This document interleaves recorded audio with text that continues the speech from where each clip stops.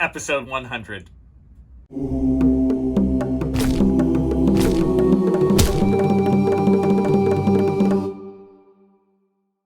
So, here I am, here we are, episode 100 of Kinkella Teaches Archaeology. Good God, my friends. It's surprising and exciting for me to report that to you guys.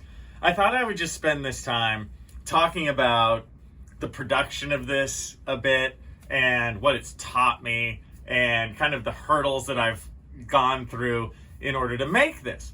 So first and foremost, the history, the deep history of Kinkella Teaches Archaeology. Where did this all start? Well, it started, I think, about 4.5 years ago or so at this point. I think if you look back at my videos, the earliest ones say maybe copyright 2018 or so, right in there. And I was sitting precisely at this desk. I remember this, you guys. And I was thinking about doing a YouTube channel, and I'd thought about it for a long time. I would say I thought about it for several years at that point. And I remember sitting here and just having that kind of eureka moment in your head where you're like, screw it, I'm doing it. And I set up a camera on the other side of my office, kind of right over here. You'll notice my very first few videos, the angle is kind of this way. And I set it up with a tripod, I think. And I just recorded 2 or 3 videos, and I learned quickly what worked and what didn't in terms of the production. What I've been using for the last four years or so is really an iPhone that's right there for both the image and the sound.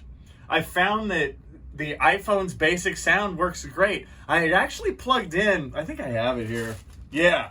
I plugged in a lavalier mic for a while where I would kind of like plug it in and run it up my back. And you'll see a couple videos that have the little lav mic right here. You know, it wasn't as good because I have an unfortunately loud voice. So it just didn't really work out. And I found that just the regular iPhone works well. It's on a tripod, which I think gives it a bit of professionalism. You know what I mean? You don't want just this video like, welcome to archaeology.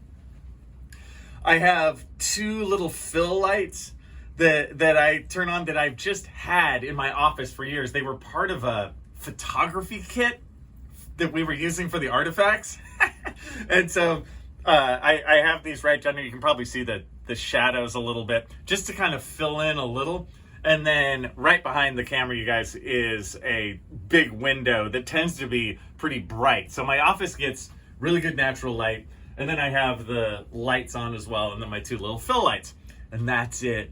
Usually when I'm recording these things, as you can tell, I really kind of talk off the cuff. I sometimes make a little list of 5 things that to kind of talk about, and sometimes I'll leave them off camera. Sometimes I'll just look at it and then kind of remember it and then just go to town. I only record myself once, maybe twice, if I feel like the first one didn't go that great. And then I lightly edit it using iMovie. And then there you go. I think if you watched my previous videos again, you can tell they're pretty much off the cuff, what I'm kind of thinking in the moment. And I think that's what gives it, if I dare say, a little bit of its charm. Kinkella Teaches Archaeology. He's sitting in his office and he's just spouting what he knows about archaeology live, right to the camera. So I've just sort of settled into making these in that manner. If you've noticed, I feel uncomfortable asking people to like and subscribe. I think it sounds cheesy, but I will do that here at the 100th episode. If you would, and if you feel comfortable liking, now you don't have to like every video, but if you find one that you actually think is decent, if you could like it, that'd be great. And the subscriptions, that's really that really helps me. If I see people actually subscribing, it kind of lets me know that the channel is growing, unless it really sucks. But if you could do that, that does help me out. I also want to use this episode for questions and comments about the show itself. So if you're watching this episode months from now, years from now, it's okay to comment. I do try and write back to just about everyone. And I think percentage-wise, I would say I've probably gotten back to about 80% of people. I try and get back to all of them. Sometimes I miss them. And, that's on me. I try my best. Sometimes there's a ton, but I do take that seriously, and I really appreciate when you comment. Probably even beyond liking and subscribing, I love the comments, man. On this video, please comment about what you want to see me do in terms of shows you want me to do, right? Questions you want me to answer. This is where to put those. Okay, put them in the comments. And again, I read the comments even when they're on my videos that are years old. That's okay. It'll pop right up. I know when I watch YouTube videos, sometimes I'm like, oh man, this video is 3 years old. I don't know if I should comment. Like, that'll just be weird. No. Comment here. I'm going to use this as the repository for all that. So what do you want to see? In my experience doing these, I have found that certain things get a lot more views than others. I found what works best for me is really basic anthro and archaeology questions, like what is cultural anthropology, that kind of stuff. That gets a lot of views. The other thing that gets a lot of views is when I talk about myself in terms of like steps in my career, stuff like how I became an archaeologist. If you look back to the list of videos, you'll see that some of them have thousands of views and others of them only have like 200 views, Some of my funny things I've learned in this is sometimes I'll make a video that I think is gonna just hit, right? I'll have this like brilliant idea and I'll be like, oh, I'm gonna make that video. It's gonna be awesome. I make the video and I'm like, ta-da! And nobody cares. On the flip side, I'll just like toss one out and it'll like become huge for me. Huge for me is views in the thousands, and you just never know. Obviously the third thing, besides general questions and then talking about kind of career experiences, the other thing is current events that will get a lot of hits. And obviously when I made fun of Graham Hancock a couple back, that one got like a huge amount of hits for me. I think it's up to almost 20,000 at this point, because it kind of hit that vein of kind of what's happening, that week. So that was a learning experience for me too. I also learned how to use the block function for the first time ever, because I got a couple people who were so pissed at me that they put like 40 comments in the comments box, and I never wanted to block anyone.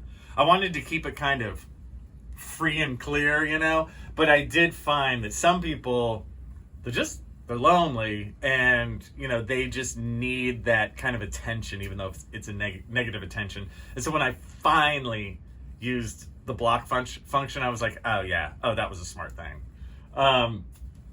So this, I've really enjoyed doing this.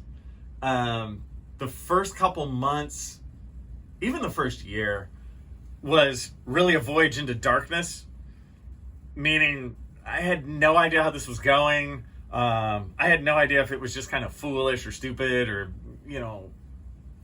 I just didn't know if it was hitting where I wanted it to hit.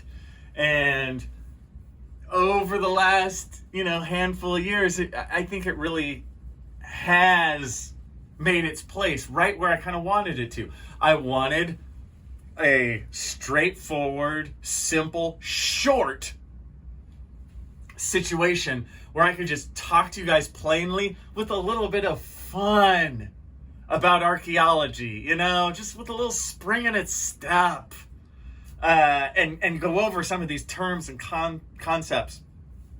that so I know that so many of you guys are curious about, because archaeology can be intrinsically interesting. It is intrinsically interesting. I mean, what do you not like about King Tut?